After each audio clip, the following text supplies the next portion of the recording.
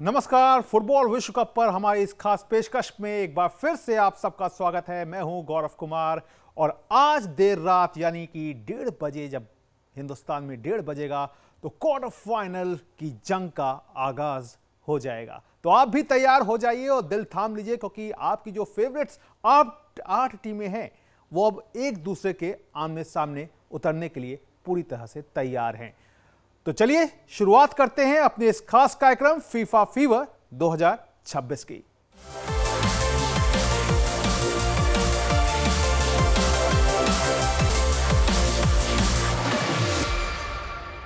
तो बड़ी मेहनत के बाद ये 8 टीमें, 48 टीमें थी, उनमें से 8 टीमें निकल करके सामने आ गई हैं। लेकिन इन 8 में से भी अभी 4 टीमें जो हैं वो वापस हो जाएंगी। तो कौन सी वो टीमें जो हैं वापस होंगी, कौन सी 4 जो है वो मौजूद रहेंगी, उन 4 में से कौन आगे बढ़ेगा और फाइनल के लिए अपनी रूपरेखा तैयार करेगा, इस सब को जानेंगे। लेकिन सबसे पहले इस बात को जानते हैं कि जो क्वार्टर फाइनल की जंग का आगाज है वो मोरक्को बनाम फ्रांस के मुकाबले से है। तो फीफा विश्व कप के क्वार्टर फाइनल का बिगुल बज चुका है और पहला महामुकाबला फ्रांस बनाम मोरक्को के बीच होगा। एक और विश्व चैंपियन का रुतबा है तो दूसरी ओर इतिहास रचने का हौसला। 2022 विश्व कप के सेमीफाइनल में फ्रांस ने मोरक्को का सपना तोड़ा था। ऐसे में अफ्रीकी दिग्गज उस सेमीफाइनल में मिली हार का हिसाब चुकता करने के इरादे के साथ मैदान पर होगा। इस मुकाबले में फ्रांस का दमदार अटैक और मोरक्को का अनुशासित डिफेंस भी देखने को मिल सकता है। फ्रांस बनाम मोरक्को, किसकी होगी सेमीफाइनल में एंट्री? विश्व फुटबॉल के महासंग्राम में अब हर मुकाबला करो या मरो का है। एक तरफ फ्रांस, दूसरी तरफ अफ्रीका की सबसे बड़ी उम्मीद मोरक्को। फ्रांस तीसरी बार विश्व चैंपियन बनने की राह पर है, जबकि मोरक्को पूरे अफ्रीका के लिए नया इतिहास लिखने निकला है। 2022 सेमीफाइनल की यादें फिर होंगी ताजा। ये मुकाबला सिर्फ सेमीफाइनल का टिकट नहीं, बल्कि 2022 विश्व कप सेमीफाइनल का एक बड़ा रीमैच भी है, जिसमें फ्रांस ने मोरक्को को 2-0 से हराया था। इस बार मोरक्को इतिहास बदलने के इरादे से मैदान में उतरेगा। फ्रांस ने अब तक प्रतियोगिता में शानदार प्रदर्शन करते हुए पहले स्वीडन को 3-0 से हराया और फिर प्री क्वार्टर फाइनल में पराग्वे को 1-0 से मात देकर अंतिम 8 में जगह बनाई। दूसरी ओर मोरक्को ने पहले नीदरलैंड्स को पेनल्टी शूटआउट में हराया और फिर कनाडा को 3-0 से शिकस्त देकर लगातार दूसरी बार विश्व कप के क्वार्टर फाइनल में जगह बनाई। यूरोप की ताकत या अफ्रीका का जज्बा? फ्रांस की सबसे बड़ी ताकत उसका आक्रमण है। Kylian Mbappe, Ousmane Dembele, Michael Olise और ब्रैडली बारकोला जैसे खिलाड़ी किसी भी रक्षा पंक्ति को भेदने की क्षमता रखते हैं।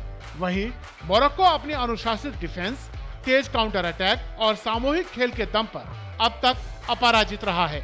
जनवरी 2026 में अफ्रीका कप ऑफ नेशंस के फाइनल के बाद से मोरक्को लगातार 10 मैचों में अपराजित रहा है।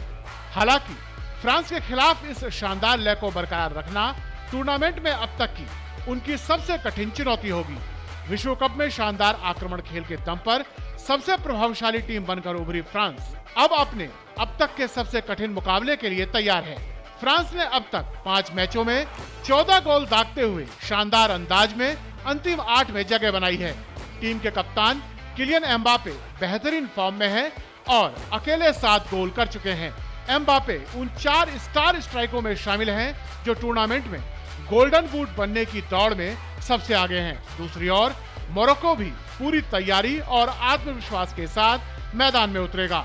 टीम के गोलकीपर यासीन बुनू ने विश्व कप में अब तक शानदार प्रदर्शन किया है। वहीं अशरफ हकीमी दुनिया के सर्वश्रेष्ठ राइट बैक खिलाड़ियों में गिने जाते हैं। इनके अलावा मोरक्को के पास मजबूत सेंटर बैक और मेहनती मिडफील्ड है। जो विपक्षी टीम के हमलों को रोकने में अहम भूमिका निभाता है। विश्व फुटबॉल की महाशक्ति फ्रांस और अफ्रीका की नई ताकत मोरक्को के बीच इस मुकाबले में तकनीक, गति और जज्बे की असली परीक्षा होगी। एक तरफ विश्व चैंपियन का अनुभव है तो दूसरी ओर इतिहास रचने का जुनून। अब देखना दिलचस्प होगा सेमीफाइनल का पहला टिकट किसके नाम होता है। Sports desk, DD news. तो वाकई एक बड़ी और दिलचस्प लड़ाई यहां पर देखने को मिलेगी। लेकिन जब बात इन दोनों टीमों की हो रही है तो कहीं ना कहीं इन दोनों टीमों के जो अहम खिलाड़ी हैं उन पर भी सबसे ज्यादा नजर रहने वाली है। तो आज देर रात मोरक्को का सामना जब फ्रांस से क्वार्टर फाइनल में होगा तो नजरें इन दोनों टीमों के कुछ चुनिंदा खिलाड़ियों पर होंगी, जिसमें दोनों तरफ से पहला नाम देखें तो यहां मोरक्को की ओर से ईसा डियोप हैं, तो वहीं फ्रांस की ओर से किलियन एम्बापे हैं। ईसा डियोप ने डिफेंडर हैं, 30 बेहतरीन उन्होंने डिफेंस में अपने आप को सामने रखा है। नीदरलैंड्स के खिलाफ बेहतरीन बराबरी का गोल किया था। वहीं किलियन एम्बापे 2 गोल में उन्होंने असिस्ट किया है। 5 मैच में 7 गोल जो है वो कर चुके हैं किलियन एम्बापे। ईसा डियोप की बात करें तो नीदरलैंड्स के खिलाफ जो बेहतरीन बराबरी का गोल सामने आया था वो उनकी खासियत को जो है वो सामने रखेगा। 30 डिफेंसिव एक्शन और 21 क्लियरेंस के साथ जो है वो सामने होंगे, तो यकीनी तौर पर यहां पर एक बड़ी टक्कर जो है वो इन दोनों खिलाड़ियों के बीच में देखने को मिलेगी। वहीं एक और नाम है जो कि जिन पर नजरें रहने वाली हैं, तो वो नाम कौन होंगे? वो नाम होंगे मोरक्को के कप्तान अशरफ हकीमी और ब्रैडले बारकोला फ्रांस के।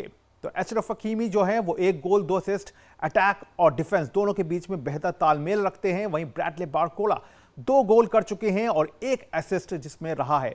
ब्रैडले बारकोला का जो बेहतरीन खेल था वो हमने देखा था, पिछले मैच में भी निकल करके आया था। हालांकि चिंता की बात यह है कि बारकोला को पिछले मैच में एक येलो कार्ड मिला है। ऐसे में अगर मोरक्को के अगेंस्ट में भी इस खिलाड़ी को अगर कुछ इसके खिलाफ एक्शन होता है तो यकीनी तौर पर इनके लिए मुश्किलें जो हैं वो सेमीफाइनल के लिए बढ़ जाएंगी। वहीं फ्रांस के ल्यूकस डायन और मोरक्को के ब्राहिम डायस के बीच की जंग भी रोमांचकारी रहने वाली है। ब्राहिम डायस अब तक 4 असिस्ट कर चुके हैं, हालांकि विरोधी के गोलकीपर को बहुत ज्यादा टेस्ट करने में नाकाम रहे हैं। वहीं ल्यूकस डायन 19 डिफेंसिव एक्शन के साथ 15 क्लियरेंस है, यानी कि ये भी एक बेहतर तरीके से खुद को सामने रख रहे हैं। और आइए अब देख लेते हैं कि दोनों टीमों में से कौन किस पर भारी पड़ सकता है और आखिर क्यों। तो यहां तुलनात्मक रूप से देखें तो विश्व कप में अब तक फ्रांस ने 14 गोल किए हैं, 2 गोल अब तक केवल उसके खिलाफ हुए हैं। वहीं विश्व कप में मोरक्को के 10 गोल हैं और 4 गोल टीम के खिलाफ आए हैं। तो ये एक बड़ा अंतर जो है वो देखने को मिल रहा है। वहीं बात करें तो फ्रांस ने 71 शॉट्स लिए, जिसमें से 39 शॉट्स जो हैं वो शॉट्स ऑन टारगेट रहे हैं, तो ये भी है। वहीं मोरक्को ने 47 शॉट्स लिए जबकि 25 शॉट्स ऑन टारगेट रहे। तो ये दोनों टीमों के बीच एक तुलनात्मक गणित देखने को मिल रही है। वहीं पासिंग एक्यूरेसी में दोनों जो हैं वो 88% से ज्यादा हैं। तो यहां पर भी एक बराबरी की टक्कर जो है कहीं ना कहीं दोनों के बीच देखने को मिल रही है। और अब बात कर लें इन क्वार्टर फाइनल मुकाबले को लेकर दोनों ही टीमों के जो प्रशंसक हैं उनमें जबरदस्त उत्साह देखा जा रहा है। दोनों ही टीमों के प्रशंसकों को उम्मीद है कि जिस तरह का प्रदर्शन उनकी टीम की ओर से देखने को मिल रहा है वो टीम को चैंपियन बनाने की तरफ बढ़ता हुआ एक बड़ा कदम है। तो ये आप देख सकते हैं कि किस तरह की जो एक उत्साह है दोनों टीमों के फैंस में वो बहुत ज्यादा नजर आ रहा है। तो जाहिर तौर पर अगर ये जो उत्साह है ये कहीं ना कहीं चरम पर दिखता हुआ नजर आएगा और जैसे जैसे मैच की घड़ी जो है वो करीब आती जाएगी, दोनों टीम के जो फैंस हैं कहीं ना कहीं अपने आप पर उनको काबू भी रखना होगा और साथ ही साथ टीम पर विश्वास भी जताना होगा। तो ये आप तस्वीरें देख सकते हैं कि दोनों तरफ जो है वो जोश हाई है। ऐसे में खिलाड़ी जो हैं वो उनका तो अपने खेल पर सबसे ज्यादा ध्यान होगा, लेकिन फिर भी ये जो बाहर का वातावरण होता है, जो बाहर का माहौल होता है, वो खिलाड़ियों को भी रोमांच से भरता रहता है। और उसके हमने कई उदाहरण भी देखे हैं, जिस तरह से खासतौर से क्रिस्टियानो रोनाल्डो का हमने देखा था कि उन्होंने भी एक बार बोला था उज्बेकिस्तान के खिलाफ गोल लगने में, आई एम बैक। तो कुछ इसी तरह का जो माहौल है वो यहाँ पे भी देखने को मिल सकता है। और इस पर इस मुकाबले पर और ज़्यादा बात करने के लिए स्टूडियो में हमारे साथ मौजूद है हमारे खेल एक्सपर्ट नारायण सिंह। तो नारायण, यहाँ तक तो 8 टीमें पहुँच गई हैं। इन 8 टीमों में से शुरुआत जो है फ्रांस वर्सेस मोरक्को के बीच है, क्या कहते हैं, एक बेहतर डिफेंस और एक तेज तर्रार अटैक, साथ ही साथ एक डेप्थ टीम में। जी बिल्कुल, अगर क्वार्टर फाइनल्स की बात करें और इस वर्ल्ड कप की बात करें तो इनमें से एक सबसे अहम मुकाबला है फ्रांस वर्सेस मोरक्को, क्योंकि दोनों टीमें बहुत स्ट्रॉन्ग है। मोरक्को की बात करें तो एक इमर्जिंग टीम है अफ्रीकन कॉन्टिनेंट से। अगर पिछली बार भी देखिए तो सेमीफाइनल्स में खेली थी और सेमीफाइनल में फ्रांस ने ही इनको बाहर का रास्ता दिखाया था, लेकिन तब से मुझे लगता है कि थोड़ा कॉन्फिडेंस बढ़ा है इस मोरक्को की टीम का और प्लेयर्स भी काफ़ी इंप्रूव हुए हैं और एक वर्ल्ड कप का जो एक्सपीरियंस था पिछले वर्ल्ड कप को यहाँ पर लेके आए हैं। लेकिन सबसे बड़ी जो इनकी शक्ति है गौरव, वो देखिए तो वो है इनका जो डिफेंस है। डिफेंस इनका काफ़ी एक पैक्ड रहता है, वर्ल्ड क्लास डिफेंसर, जैसे कि आपने अपनी रिपोर्ट में बताया कि अशरफ हकीमी है, दुनिया के सबसे बेहतरीन डिफेंडर्स में उनका नाम आता है। जिस तरह से एक सिस्टम उन्होंने बनाया है, हलाल हैं, तो एक स्ट्रॉन्ग डिफेंस सिस्टम है। और जो अटैक है, जो फ्रांस का अटैक है, दुनिया का सबसे बेहतरीन अटैक है फुटबॉल में, उसको रोकना भी उनके लिए एक चुनौती होगी। लेकिन सबसे इंपॉर्टेंट बात यह है कि ना, जो इनका जो डिफेंसिव सिस्टम है, ये जल्दी से अपना डिसिप्लिन नहीं तोड़ते। वो ऐसा नहीं देखते कि थोड़े स्पेसेस मिल रहे हैं तो उनके डिफेंडर आगे जा रहे हैं, वो अपनी जगह पे ही रहेंगे और किसी भी विरोधी टीम को वहां आने का मौका नहीं देंगे। तो ये एक बड़ा ही, हम कह सकते हैं, चैलेंज हो सकता है फ्रेंच टीम के लिए इस मोरक्को टीम का। अच्छा, मुझे लगता है कि जैसा कि मोरक्को का जो अब तक खेल नज़र आया है, तो आपको लगता है कि मोरक्को को अगर आगे बढ़ना है तो उन्हें पूरे 90 मिनट जो है वो शानदार खेल दिखाना होगा, क्योंकि जिस तरह का उन्होंने कनाडा के खिलाफ खेल दिखाया था, फर्स्ट हाफ में अगर उनका खेल उठा करके देखें, 3-0 से वो जीते जरूर हैं, लेकिन फर्स्ट हाफ में काफ़ी लेथर्जिक रहे। वो बहुत ज़्यादा, एक कहना चाहिए कि एक दमखम जो था वो गायब दिखा। अगर यही चीज़ वो अपनाते हैं फ्रांस के खिलाफ तो फिर तो उल्टा नतीजा हो सकता है उनके लिए। देखिए, फ्रांस ऐसी टीम है ना, उनके बहुत ही पेस, उनका जो अटैक है, अटैक बहुत पेस है। और जो टीमें ज़्यादा पोजीशन रखती हैं, जैसे फ्रांस हो गया, स्पेन हो गया, उनके खिलाफ इसको दिक्कत हो सकती है, क्योंकि वो सारी बॉल अपने पास रखते हैं। और वो भी ऐसा नहीं कि आप गेम बहुत स्लो करके, और गेम की स्पीड होती है ऑन द बॉल। जो स्पेन के खिलाड़ी हैं, जो फ्रांस के खिलाड़ी, आपको पता है, बारकोला है, ओलीज हैं, एम्बापे हैं, डम्बेले हैं, और बीच में देखिए तो जिस तरह से एड्रियन रैबियो हैं, पीछे जिस तरह से उनका स्ट्रॉन्ग डिफेंस है, बहुत तेज तर्रार खिलाड़ी। तो उनको देखना पड़ेगा कि बॉल जल्दी से अपने पास ले, एम्बापे को रोके, एम्बापे को थोड़ा कंट्रोल करे डिफेंस में। तो कहीं ना कहीं मुझे लगता है कि ये एक चैलेंज रहने वाला है इस मोरक्को की टीम के सामने। और सबसे बड़ी दिक्कत, जो इनके अटैकिंग मिडफील्डर थे इस्माइल साइबारी, वो इंजर्ड है। सभी लीग मैचेस में उन्होंने गोल किए थे और नेदरलैंड्स के साथ उन्होंने एक अहम डिसाइसिव पेनल्टी मारी थी। मुझे लगता है कि जो फ्रांस की बेंच स्ट्रेंथ है वो किसी भी टीम की नहीं है, और इसका थोड़ा खामियाजा मोरक्को को भुगतना पड़ सकता है। कि मुझे नहीं लगता कि साइबारी के स्तर का कोई खिलाड़ी उनके पास और होगा, और इस वर्ल्ड कप में उनके प्रदर्शन के चलते बायर्न म्यूनिख ने उनको साइन भी किया है। लेकिन आपको लगता है कि फ्रांस के खिलाफ अब जब मुकाबला होगा तो यकीनी तौर पर फ्रांस के जो खिलाड़ी हैं, खासतौर से अगर जैसे आपने ओलिसे की बात की, तो उनको क्योंकि एक येलो कार्ड मिला हुआ है, साथ ही साथ बारकोला हैं, उनको भी एक येलो कार्ड मिला हुआ है, तो ये एक ऐसा मुकाबला रहेगा जहां पे इन पे कहीं कहीं दबाव भी होगा, क्योंकि अगर कोई भी गलत एक्शन वो होता है तो फिर वो सेमीफाइनल के लिए तो वो फिर बुक हो जाएंगे। बिल्कुल, ये प्रेशर रहता है प्लेयर्स में, इसलिए प्लेयर्स बचते हैं। अगर देखिए, जो पिछला मैच था पैराग्वे के खिलाफ, एक टोटली उन्होंने एक डिफेंसिव स्टाइल में फुटबॉल खेला था फ्रांस की टीम के साथ, और उसको एंटी फुटबॉल भी कहा जाता है इसको, क्योंकि आप जो ब्यूटीफुल गेम है उसको किल कर देते हो। आपके 10 के 10 खिलाड़ी हैं अपने ही बॉक्स में दिखते हैं ताकि वो गोल न कर पाए। तो कहीं ना कहीं थोड़ा प्रेशर रहेगा। जिस तरह से आपने बोला कि ओलीज ने, इन्होंने एक येलो कार्ड पिक किया है, तो मुश्किल हो सकता है, लेकिन फिर भी काफ़ी प्रोफेशनल खिलाड़ी होते हैं, उनको पता है कि कब क्या टैकल करना है, कब नहीं करना है। तो मुझे लगता नहीं कि इतनी प्रोफेशनल टीम ज़्यादा दबाव में आएगी। लेकिन चैलेंज बहुत बड़ा है कि मोरक्को की टीम के साथ खेलना, क्योंकि जिस तरह से उनका पूरा कैंपेन रहा है, बड़ी बड़ी टीमों को हराया, नेदरलैंड्स जो कि फेवरेट लग रही थी उनको बाहर का रास्ता दिखाया। और इस टीम की खास बात है, मेंटली बहुत स्ट्रॉन्ग है मोरक्को की टीम। तो फ्रांस जो कि सबसे स्ट्रॉन्ग टीम है इस वर्ल्ड कप की, तो कहीं ना कहीं एक बड़ी चुनौती भी है उनके लिए।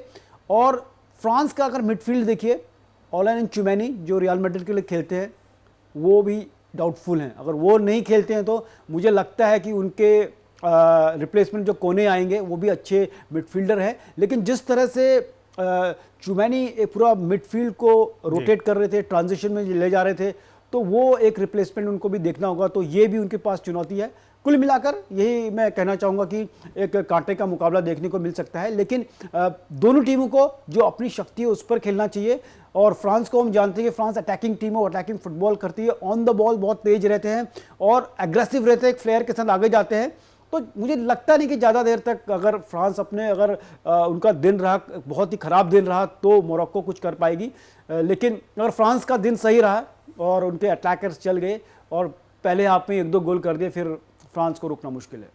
जी हाँ, बिल्कुल फ्रांस को रोकना मुश्किल है। तो यकीनी तौर पर फ्रांस के लिए जो है वो एक अच्छी एक बढ़त भी यहाँ पर देखने को मिली है, जिस तरह से उनका एक पूरा एक अभी तक का नोट, जिस नोट पे वो आगे बढ़े हैं, एक जो टोन उन्होंने सेट की है, जीतते भी आ रहे हैं और केवल 2 गोल अब तक उनके अगेंस्ट में आया है। लेकिन अगर मोरक्को की बात करें तो मोरक्को को क्या कुछ करना होगा? क्या प्लेयर्स की मार्किंग करके चलना होगा उन्हें, या फिर अपने डिफेंस के साथ साथ अपने अटैक, काउंटर अटैक में तो वो बहुत अच्छे हैं, लेकिन क्या अटैक करने की जो क्षमता है, कुछ डिफरेंट स्ट्रैटेजी के साथ उनको सामने आना होगा? नारायण, देखिए, फ्रांस जैसी टीम के साथ एक्सपेरिमेंट नहीं कर सकते आप, क्योंकि देखिए जो उनकी शक्ति है, जो उनका जो प्लस पॉइंट है इस टीम का, वो डिफेंसिवली बहुत स्ट्रक्चर है। और देखिए सबसे खास बात इस टीम की ये क्या है, जो मैं पहले ही बताता, जो अपना डिसिप्लिन है डिफेंस में कभी ब्रेक नहीं करते हैं। अगर अशरफ हकीमी को लगता है कि थोड़े स्पेसेस दिख रहे हैं फ्रांस के एरिया में, वहाँ से निकल के आगे चले जाएं और गोल करने के लिए जाएं, ऐसी मिस्टेक ये लोग नहीं करते।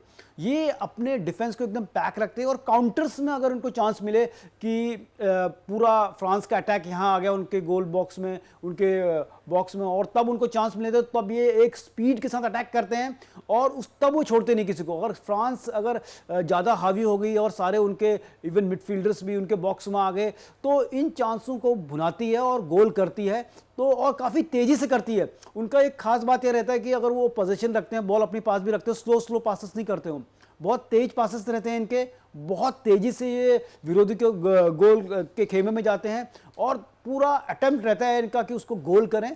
तो ये चीज़ इनकी खास इनको बताती है। लेकिन सबसे इम्पॉर्टेंट इनका सबसे दिक्कत क्या है मोरक्को की टीम का, कि थोड़ा इनको अटैक में और ज़्यादा थोड़े अटैक करने पड़ेंगे फ्रांस जैसी टीम के साथ। आप सिट बैक करके नहीं रह सकते फ्रांस के साथ कि आप अगर एक गोल की लीड ले ली आपने, कुछ अगर मैच गोललेस चल रहा है, आप सोचें कि हम पेनल्टी में ले जाएं, तो इस फिलॉसफी के साथ आप फ्रांस के साथ नहीं जा सकते।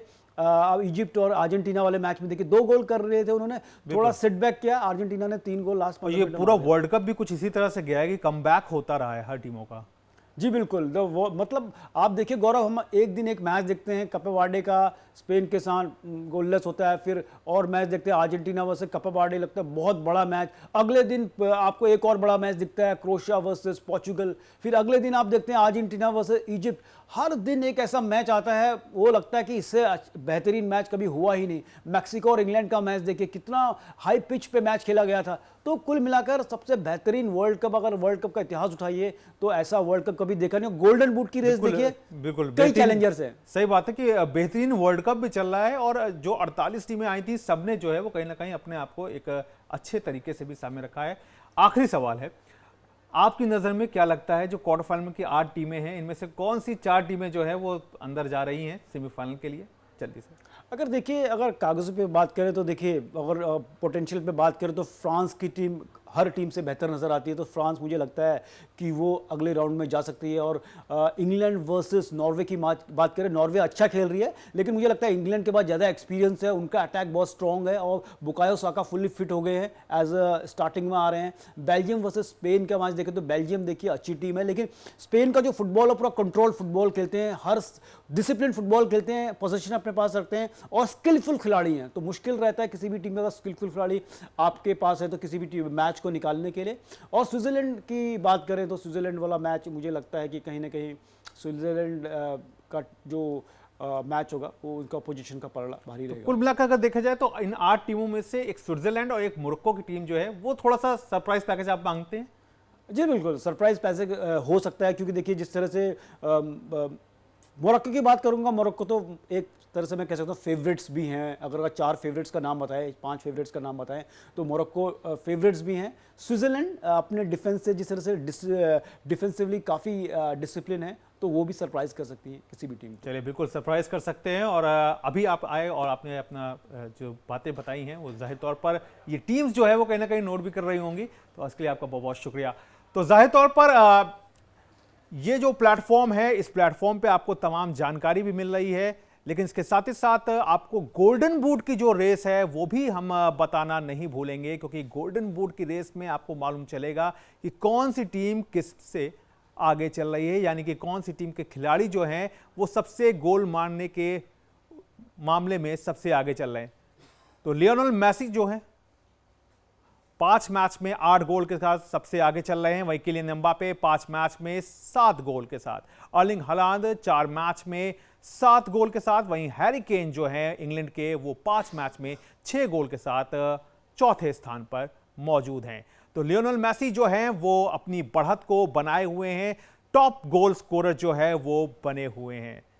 तो बहरहाल हमारी इस खास पेशकश में फिलहाल इतना ही। हमारी पूरी स्पोर्ट्स टीम को दीजिए इजाजत, लेकिन जाते जाते एक बार फिर से हम आपको यही कहेंगे कि इस शो को आप हर जगह पे फॉलो कर सकते हैं, हमारे यूट्यूब चैनल पे भी, साथ ही साथ फेसबुक, इंस्टाग्राम और एक्स पर भी हमें फॉलो कर सकते हैं।